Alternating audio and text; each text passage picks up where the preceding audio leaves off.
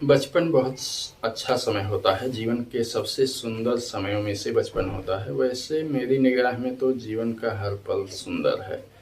और बचपन हो, जवानी हो, फिर बुढ़ापा हो, हर पल जीवन का बहुत ही सुंदर होता है। लेकिन फिर भी बचपन जीवन का शैशवा काल या फिर प्रातः काल होता है। और उस समय में बड़ी ही ताजगी और उमंग होती है, और हम ईश्वर प्रदत्त मनोभाव हमारे होते हैं। मतलब आदमी बहुत ही पवित्र होता है उस समय। और उस समय की यादें पूरे जीवन भर गुदगुदाती रहती हैं। और याद आने पे काफ़ी आदमी को फुर्सत के क्षणों में जब भी बचपन की वो बातें याद आती हैं तो अक्सर ही मन में गुदगुदी सी होने लगती है, या फिर बहुत मन प्रफुल्लित हो उठता है। तो ऐसे ही बचपन की कुछ यादों के बारे में आज हम बात करेंगे। मैं पहले छोटा था तो प्राइमरी पास के ही गांव के प्राइमरी स्कूल में पढ़ने जाता था। वहाँ पे एक दिन विज्ञान के शिक्षक ने पढ़ाया कि धरती गोल गोल घूम रही है। अब मैं घर पे आया तो सोचने लगा कि धरती जब घूम रही है गोल गोल तो मैं क्यों नहीं घूमता हूँ। मैं अपनी जगह पे ही जिधर मुँह करके बैठा रहता हूँ उधर ही क्यों घूम बैठा रहता हूँ, मैं क्यों नहीं घूम जाता हूँ। फिर अगले दिन खेलने के दौरान मैंने अपने दोस्तों से यह बात उठाई, और मैंने कहा हो सकता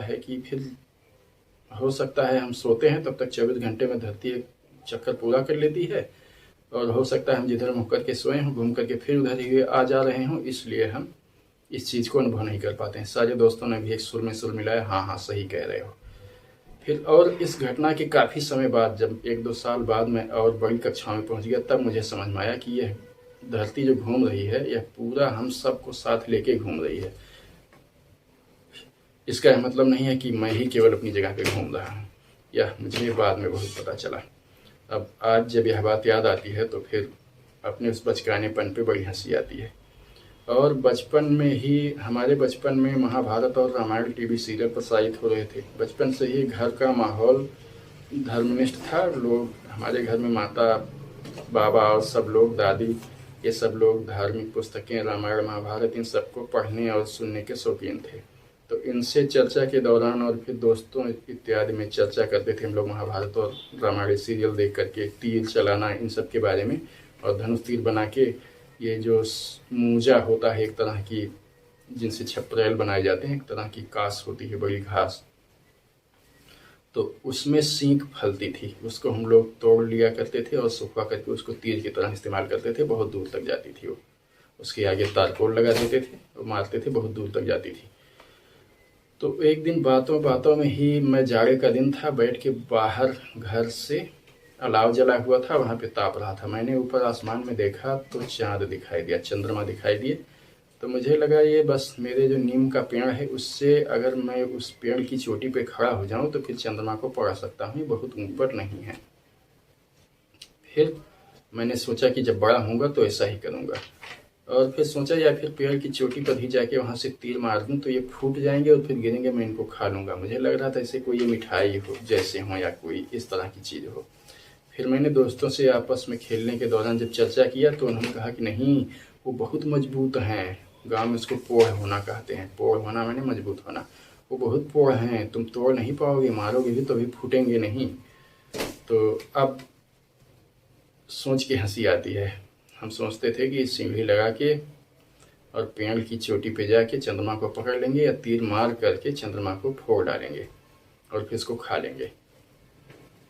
ऐसी ही मैं पहली या दूसरी कक्षा में पढ़ता था। जब स्कूल में पहुंचा तो उस समय बच्चों का एक अजीब सा खेल था। छोटी छोटी डंडियों को लेके ऐसे ऐसे रगड़ करके डंडी को ज़मीन में, कच्ची मिट्टी में, वहाँ पे छेद बना दिया करते थे। और फिर दो ईंटों को आपस में ले करके, एक बड़ी ईंट पे एक ईंट के टुकड़े को लेके ऐसे ऐसे घिस करके ईंट का पाउडर बना लिया करते थे। एकदम लाल लाल पाउडर जैसा बन जाता था। उसको बना के फिर जो छेद वो बनाए रहते थे उसमें डाल करके ऊपर से मिट्टी से ढाँप देते थे। ये करने का काम खूब उस समय हो रहा था। खैर, इस घटना को हुए गर्मी का समय था। गर्मी के बाद फिर बरसात का मौसम आया, बारिश होने लगी। बारिश हुई तब भी हम मौके मौके पर जब भी याद आता था या खेल खेलने लगते थे। तो बारिश होने के एक दिन के बाद में ज़मीन सूख चुकी थी। हम लोग बाहर बैठ के यही खेल खेल रहे थे। हमारे बचपन के ही एक मित्र सामने बैठे थे, उनके सामने मैं बैठ के, और मैं एक जगह पे डंडी को रख के वहाँ पे ईंटे से ठोंक के ज़मीन में सुराख बनाने का प्रयास कर रहा था। जैसे मैंने ईंटे से डंडी को मारा तो उस जगह पे जहाँ मैंने डंडी रखी थी वहाँ पे पहले किसी ने उसी तरह का छेद बना करके उसमें वही ईंट वाला पाउडर भर के उसको बंद कर दिया था, और बारिश होने की वजह से पानी रिस करके अंदर जाके उस छेद में भर चुका था और वहाँ पे लाल लाल पानी बन चुका था। जब मैंने वहाँ पे ईंट को मारा जोर से तो ईंट उस ऊपर की हल्की सी मिट्टी को हटा के उस छेद में पूरी वो डंडी जो थी चली गई और वहाँ से फिर लाल सा पानी चारों तरफ फैल गया। अब वह देख के मैं एकदम से हकपक रह गया और मेरे वो जो मित्र थे वो भी एकदम से चौकन्ने हो गए और फिर बोले कि तुमने देखो क्या गड़बड़ काम किया है, नीचे भगवान जी रहते हैं, तुमने मारा, उनके सिर में छेद हो गया है और खून निकला है, अब भगवान जी तुमको मारेंगे। और ये बात सुन के मैं एकदम से डर गया और उसको बंद करके हट के भाग आया और घर पे भी किसी को नहीं बताया। खैर 1-2 दिन बाद यह बात मैं भूल गया, लेकिन जब तक नहीं भूला था तब तक इस घटना को लेकर मैं बड़ा परेशान था। और इस बात को भूल जाने के बाद में जब फिर कई सालों बाद बड़ी कक्षा में पहुंच गया था, तब जब ये घटना याद आई तो मुझे अनायास ही हंसी आने लगी और मैं समझ गया कि क्या हुआ होगा। तब ये घटना मुझे समझ में आई कि इस तरह से हुआ होगा, अन्यथा मैं तो यही सोच के बहुत डर गया था कि मैंने भगवान के सिर में छेद कर दिया है और अब वो मुझे सजा देंगे। सचमुच एकदम उस बचपन की स्थिति और उस समय महसूस होने वाले इस भय को सोचकर एकदम से झुरझुरी सी होती है। अभी भी बचपन कितना निर्दोष होता है। बचपन के ही समय की बात है, मेरे एक मित्र थे, हम लोग कक्षा 5 में पहुंच गए थे। उसमें पढ़ाया जाने लगा कि जिस समय यहाँ पे हमारी तरफ दिन होता है उस समय अमेरिका में रात होती है। यह हमने पढ़ा, हमारे एक मित्र थे वो दूसरे स्कूल में पढ़ते थे, गांव के पास ही था, वो जान गए। तो अगले दिन शाम को खेलते समय इस पे चर्चा होने लगी तो उन्होंने कहा हाँ यह बात हमारे स्कूल में भी पढ़ाई गई है और मैं जानता हूँ और मैंने इसको देखा भी है। हम लोग चौंक गए और पूछे कैसे देखा है, तो उन्होंने कहा कि कल शाम को स्कूल के बाद यहाँ से जब छुट्टी हुई स्कूल की तो शाम को यहाँ पे दिन था, मैं अपने पिताजी के साथ साइकिल पे बैठ करके अमेरिका गया था और जब वहाँ पे पहुँचा तो वहाँ पे रात थी। तो इस तरह से फिर मैं समझ गया कि यहाँ पे जब दिन होता है तो वहाँ पे रात होती है। हम लोग उस समय बचपन उस समय का काफ़ी आज के हिसाब से भिन्न था। इस तरह से सब साधन नहीं थे जानकारी के या सूचना के, इतने ज़्यादा मोबाइल इंटरनेट जैसे साधन नहीं थे।